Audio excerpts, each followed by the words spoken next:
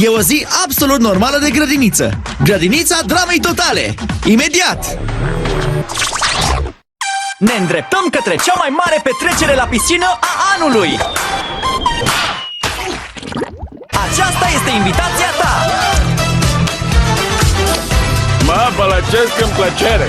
Așa că puneți costumul de baie și pregătește-ți cele mai tari mișcări de dans. E cea mai frumoasă zi din viața mea!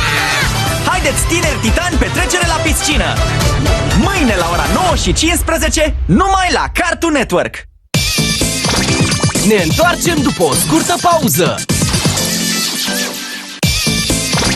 Au fost câteva momente de publicitate. Pauza s-a terminat. Căutăm campioni ai climei, așa ca tine, care să accepte provocarea e-deșeuri. Este vorba despre acele telefoane vechi și cabluri de încărcare părăsite prin casa ta. În fiecare an, lumea produce 50 de milioane de tone de deșeuri electronice. Asta înseamnă mai mult de 166 de milioane de ursuleți. Îți poți juca rolul în reducerea e-deșeurilor. Intrați pe website-ul Cartoon Network sau instalați aplicația Campionii Climei, căutând Campionii Climei în magazinul cu aplicații astăzi.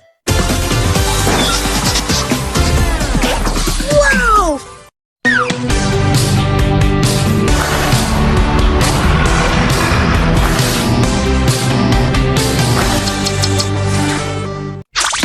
Imediat! Pregătește-te pentru acțiune titanică și distracție cu Haideți, tineri titani! Ne îndreptăm către cea mai mare petrecere la piscină a anului.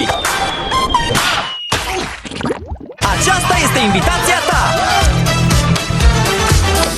Mă bălăcesc în plăcere.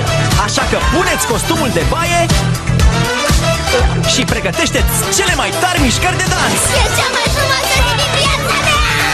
Haideți, tineri titani, petrecere la piscină. Mâine la ora 9:15, numai la Cartoon Network. Căutăm campioni ai climei, așa ca tine, care să accepte provocarea e-deșeuri.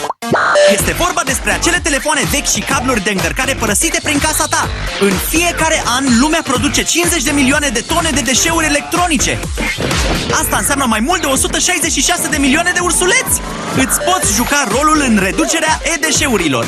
Intrați pe website-ul Cartoon Network sau instalați aplicația Campionii Climei, căutând Campionii Climei în magazinul cu aplicații astăzi.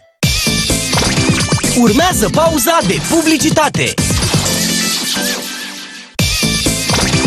Aceasta a fost pauza de publicitate.